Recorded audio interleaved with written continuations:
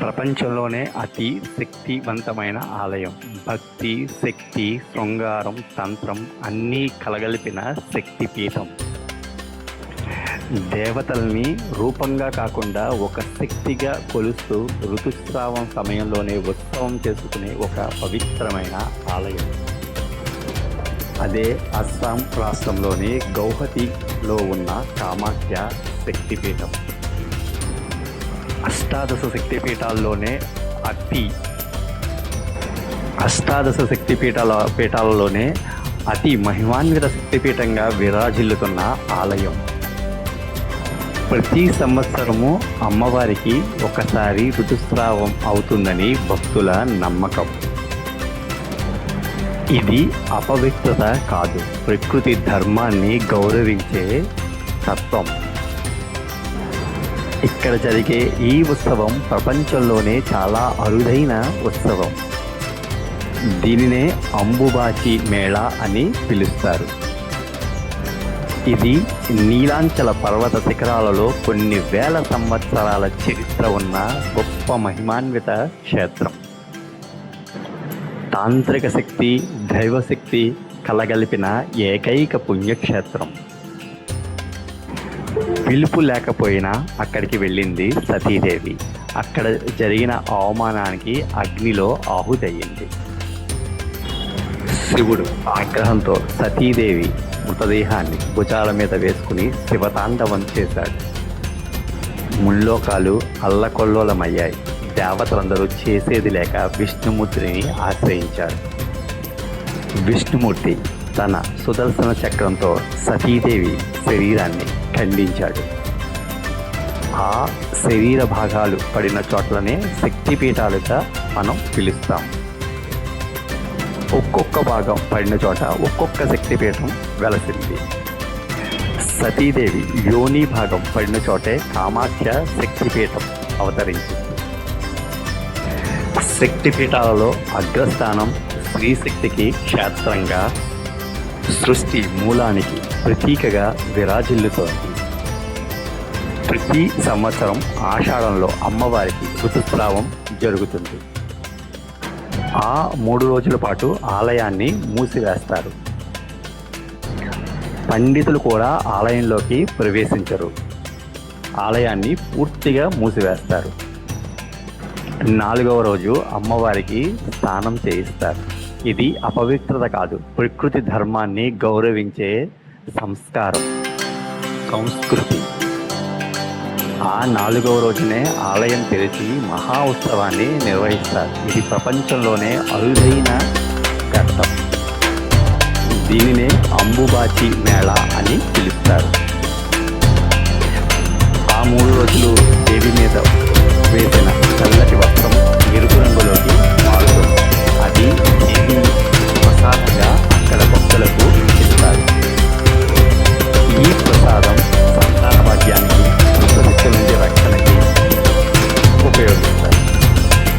సంతాన ప్రాప్తికి, దుష్టశక్తుల నుండి రక్షణకి, ఆరోగ్యానికి ప్రతీకగా ఈ వస్త్రాన్ని భక్తులు తీసుకుంటారు. ఈ అంబుబాచి మేళాలో తంత్ర సాధన భూమిగా ఈ కామాఖ్య క్షేత్రం మారుతుంది. దేశం నలుమూలల నుంచి మంత్రగాళ్ళు, నాగసాధువులు, అఘోరీలు ఆ సమయంలో ఈ క్షేత్రంలోనే ఉంటారు. ఈ సమయమే తంత్ర సాధనకు అత్యంత మంచి సమయమని వారందరూ నమ్ముతారు. అందుకే ఈ క్షేత్రం చుట్టూ రహస్యం, భయం రెండూ కలిసి ఉంటాయి. ఈ కామాక్షి ఆలయంలో పంచబలులు అనేవి మరొక ప్రత్యేకమైన విషయం. ఇవి సాధారణ నిత్య పూజలు కావు, ప్రత్యేక మంత్ర పూజల్లో మాత్రమే బలులు ఇస్తారు. ఈ పంచబలుల్లో ఎక్కువగా నల్ల చేప, నల్ల మేక, మద్యం, అలాగే మైథునం, ఈ 5 కలిపి పంచ మకారాలుగా ఇక్కడ పూజిస్తారు.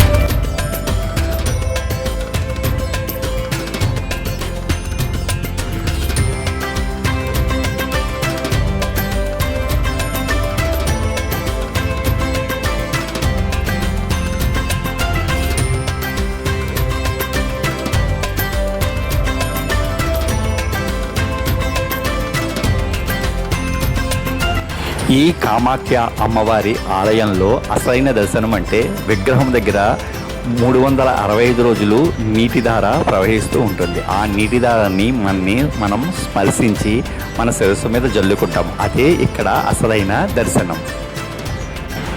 ఎండాకాలం వానాకాలం అనే భేదం లేకుండా అన్ని రోజులు ఇక్కడ నీరు ఆ అమ్మవారి పాదాల దగ్గర ప్రవహిస్తూనే ఉంటుంది. ఓన్లీ అంబువాచి సమయంలో మాత్రమే అక్కడ నీరు ఎరుపు రంగులో మారుతుంది.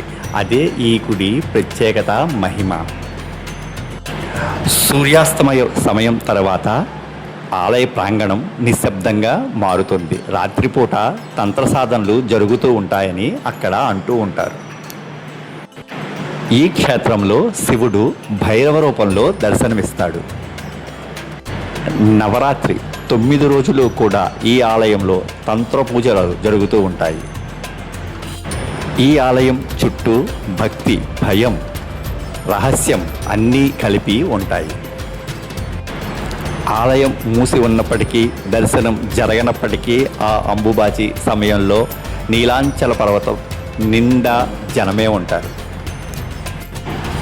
ఈ కామాఖ్య ఆలయం 10 శక్తి దేవతల కలిసి ఉన్న ప్రాంగణం.